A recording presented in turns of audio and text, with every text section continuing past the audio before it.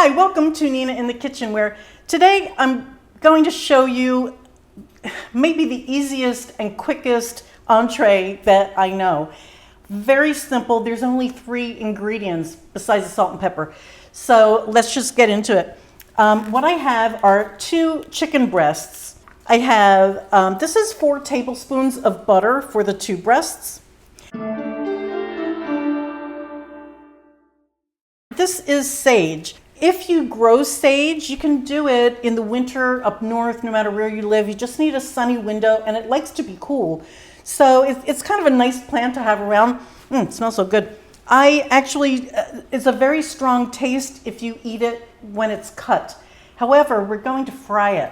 And what that does is it makes it crispy, which is kind of a surprise because here you're eating chicken breasts and you get this little crunch with an explosion of flavor.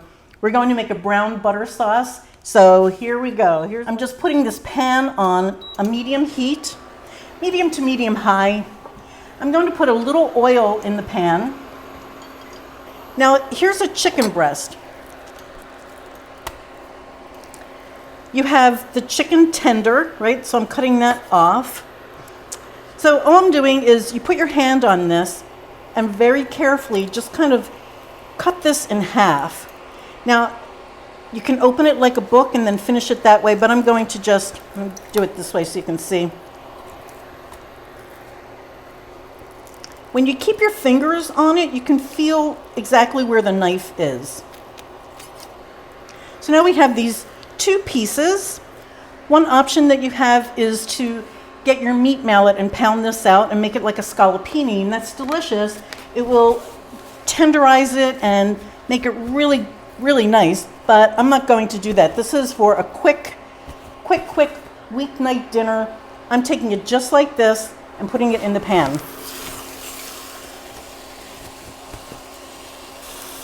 Just make sure there's a little oil under it.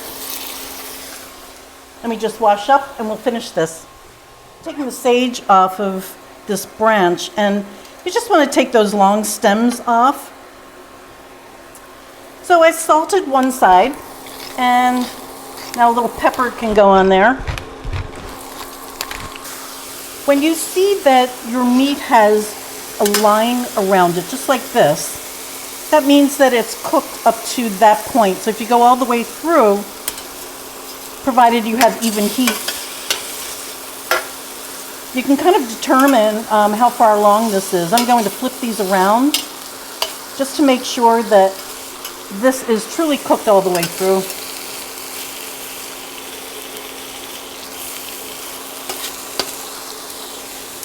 And this will just take another minute. So now you can see that this is cooked a little further, especially this piece. So over she goes. I'm going to flip all of these.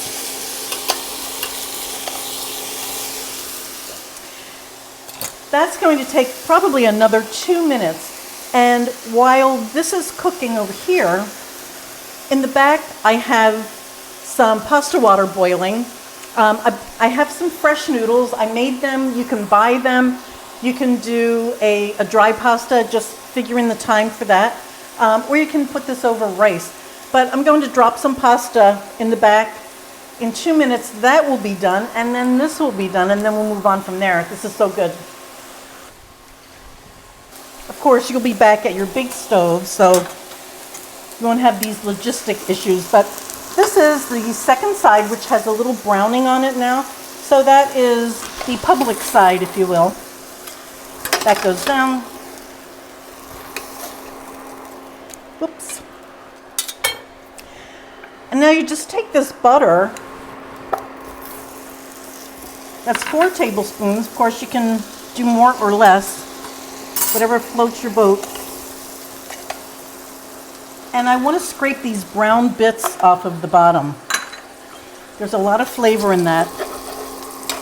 And at this point, the butter is not brown yet, but I'm going to add these sage leaves so that they can get really toasty and crisp.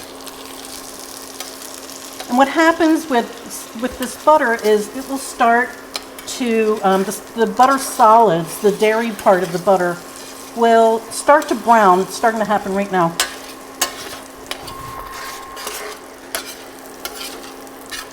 Well, the sage smells really good. It starts to brown. The flavor of it becomes very nutty. So while that's happening over there, I'm going to take this pasta out,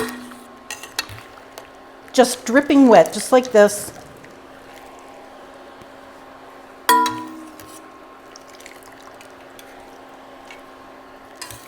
Don't throw the pasta water out yet. You may just need it, if you just need a little bit of sauce. And now here we are. This is the brown butter, and the sage is crumbly and it kind of shatters when you bite into it. It's delicious. So I'm going to take this chicken breast and the juices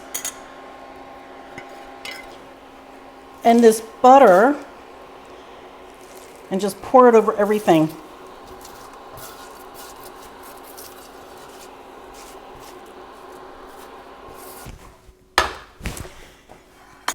Well, here is the dish. The aroma is incredible. I think this took a total, including making the pasta and putting it together, this took 7 minutes. So that's quicker than if you went out to a fast food restaurant and bought something, right? So let's take a little pasta.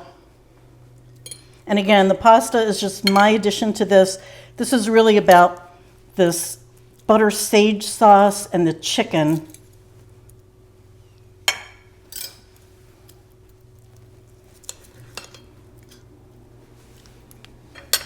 Wow, that's all I'm gonna say. So good.